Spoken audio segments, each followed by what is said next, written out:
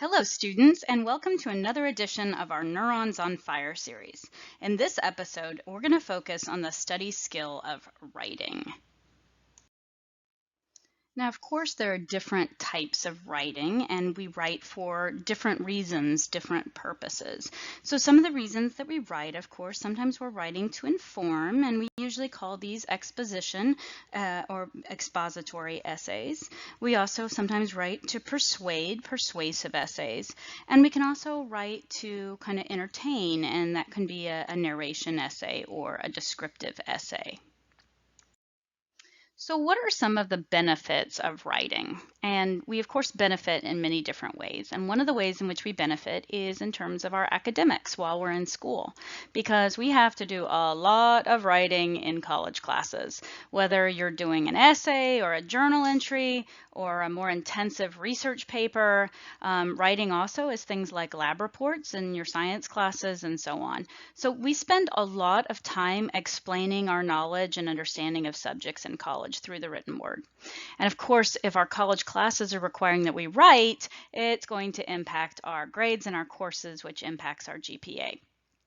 But there's another kind of bigger purpose to the writing besides that we're going to have to do it in college and it affects our grades. Writing actually can enhance the learning process because the process of writing, raises certain questions that require answers. And so the process of going through collecting and organizing and then restating information is actually a process of learning. Now, writing also benefits us professionally, and what we mean by that, of course, is it's going to benefit us on our future job and career. Now, depending on what your job or career turns out to be, you might be doing some or a lot of writing, but most jobs actually do require a fair amount of on-the-job writing because you're basically connecting with the world at large, whatever population that you're serving, whether that's students or clients or customers or people who are purchasing things. So definitely writing is an aspect of most jobs. And in some jobs, you'll have to do formal writing like essays and letters, formal papers, sometimes reports. But we're also interacting more and more on social media. And so the different kind of correspondence that takes place there, including on, blogs and websites and emails. In addition, you should be aware, of course it says it on the screen, that people who have better writing skills are better at their jobs and they in fact get paid more. So we definitely see that dollar sign when it comes to a benefit of professional writing.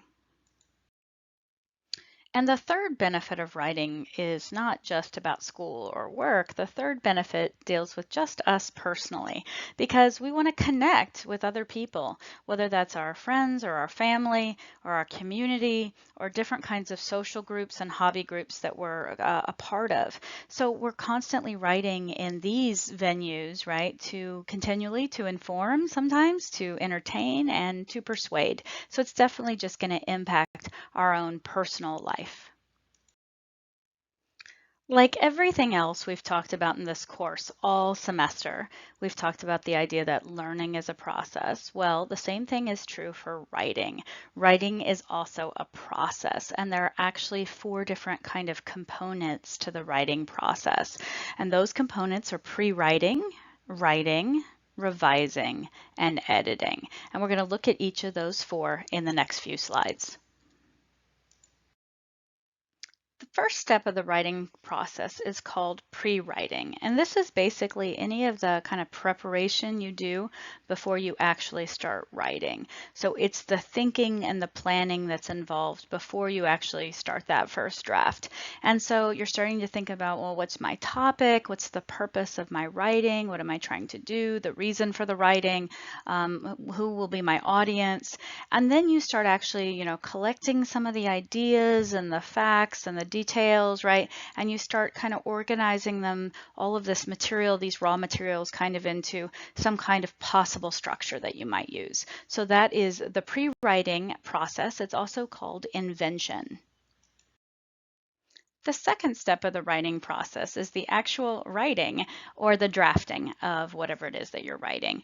And this is the exciting part as far as I'm concerned. It's the act of creation. It's turning all that information that you collected and organized, all those raw materials, you're turning it into a working document that's yours, and there's a meaning or there's a purpose behind what you're writing. You have clearly articulated and defined what that purpose is. And so this process of writing is not kind of a one-time thing. It is, it's kind of an ever-evolving process on paper, but also in your mind. Because as you start to write, your mind is actually reviewing all of the ideas that you want to express. It's evaluating them, it's judging them, and as you go through the process, you're realizing, oh, I need to collect some more information here, or I need to rework, or I need to, reorganize how I'm going through explaining it, or some kind of combination. So this part is actually the creation process. It's taking everything that you've gathered and getting it down on paper, but also the process in the mind where you're already kind of collecting and reworking information. The third stage of the writing process is called revising. You can also think of it as rewriting. And basically this means that you you see it again. And we're focusing not so much on the actual words themselves as we're talking about the ideas. So revising is seeing the ideas again. And so there's a lot of evaluation going on as you, the writer. You're asking yourself, you read over it, have I achieved the purpose that I set out? The goal, the purpose of my writing? Am I saying what I intend to say? Is it clear? Is it easily understood?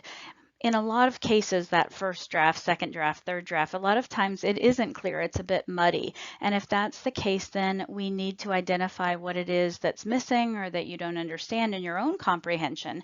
And it allows you to think more critically about the topic that you're explaining. And then you're going to, of course, be rewriting, reanalyzing, collecting, moving around to gain a deeper understanding. But once you have that deeper understanding, of course, then your ability to express that understanding through words and your actual essay improves. The fourth step in the writing process is called editing. We also know it as proofreading. And this is where we go in and we work on the surface problems like grammar and spelling and punctuation, checking the sentence structure, making sure we don't have run-ons and sentence fragments. And this really is changing literally words versus when we were doing the revising process, it was changing of ideas. So if a writing sample has a lot of errors, it means that the reader is going to start questioning the validity and reliability of what is being written.